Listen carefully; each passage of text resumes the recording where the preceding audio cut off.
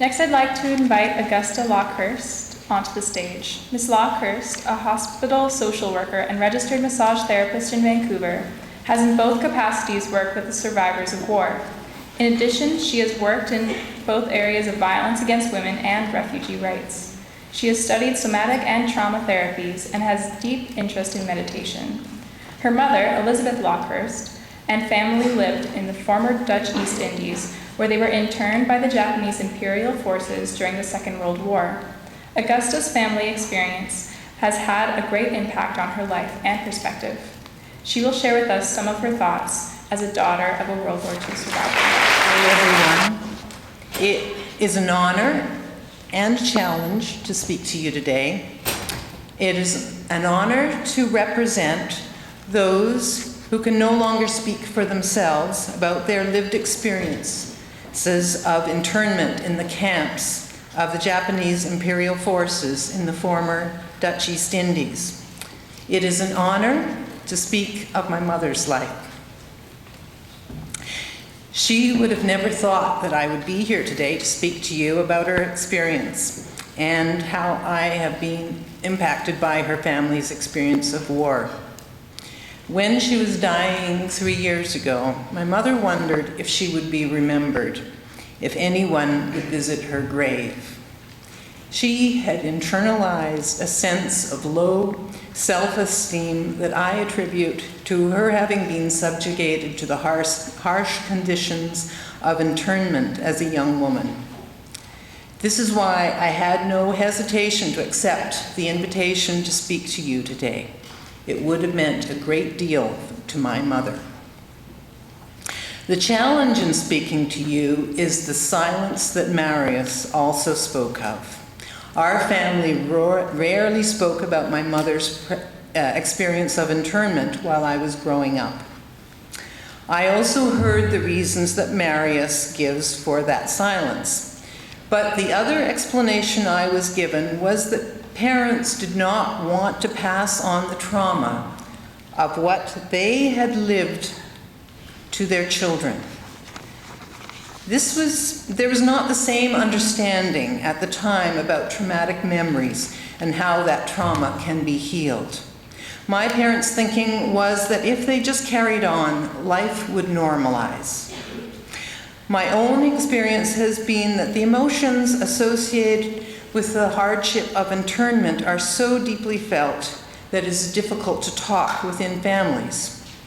In my work as a massage therapist, I treated and later became friends with a Hungarian Jewish woman, a survivor of the Nazi German concentration camp of Auschwitz. She was able to talk to me about being in the concentration camps, but was not able to speak to her own daughter, just as my mother and I were not able to talk about my mother's experiences. My mother, Elisabeth Charlotte Lokhorst, née van der Veen, was born on December 31st, 1920 in Jakarta on the island of Java. Her father was a translator for the Bible Society, her mother a nurse. My mother had an unconventional upbringing, growing up in a remote area on the island of Sulawesi, where her father translated the Bible into the Turanian language and documented many of the feasts and ceremonies of that culture. Elisabeth, my mother, was 10 years older than Marius. She was 22 in 1942 when the Japanese forces invaded. She had begun studying nursing in Java, but this was ended by the war. My mother joined her family in Bandung, where she was later interned with her mother and 2 younger brothers, first in Chihapat camp.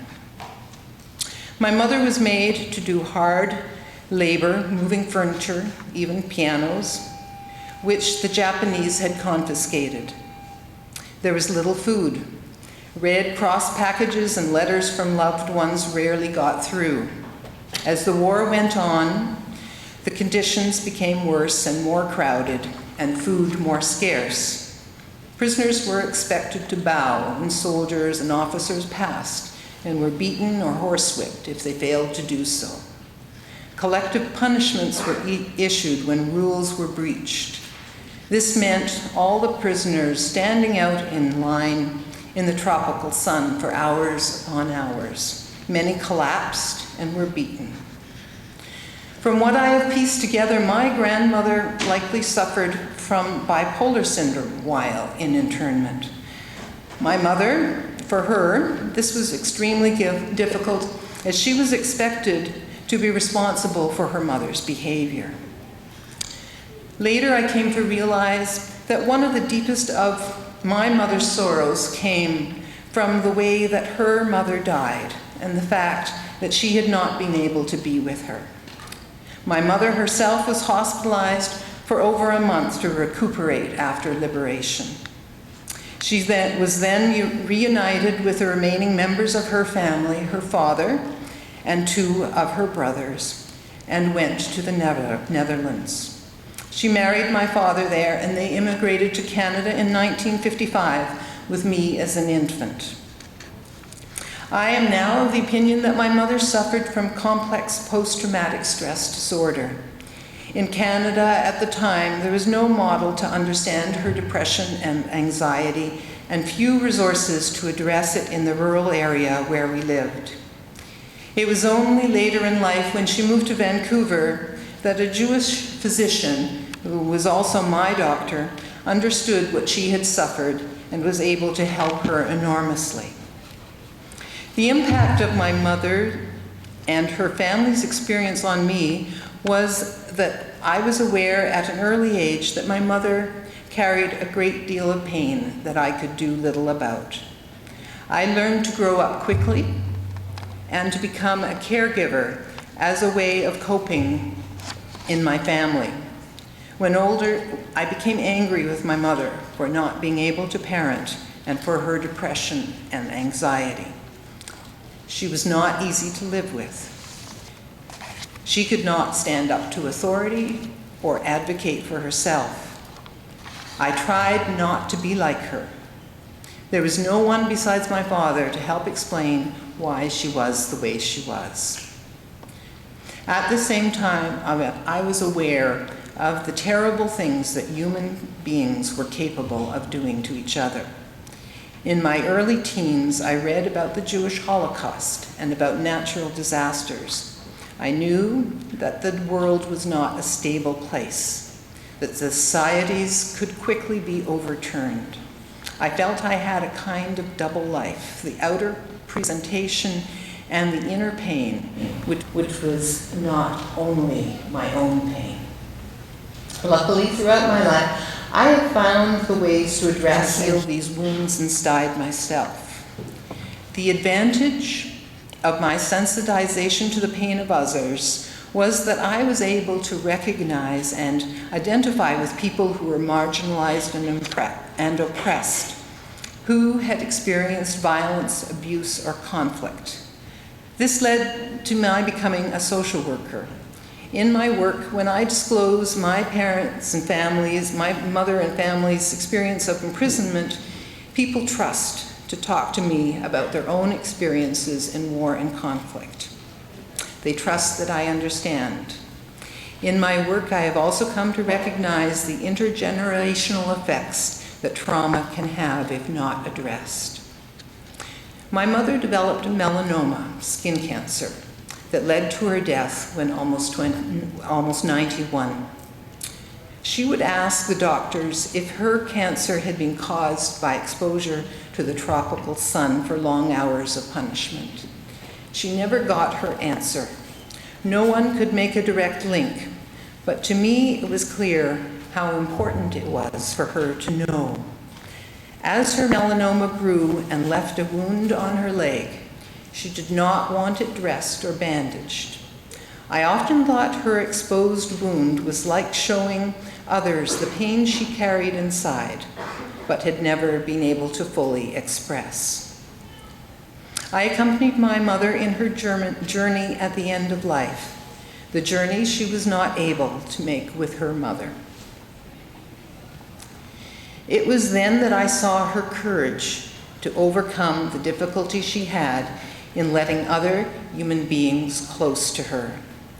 One of her main regrets was that she was not able to be the mother she had wanted to be.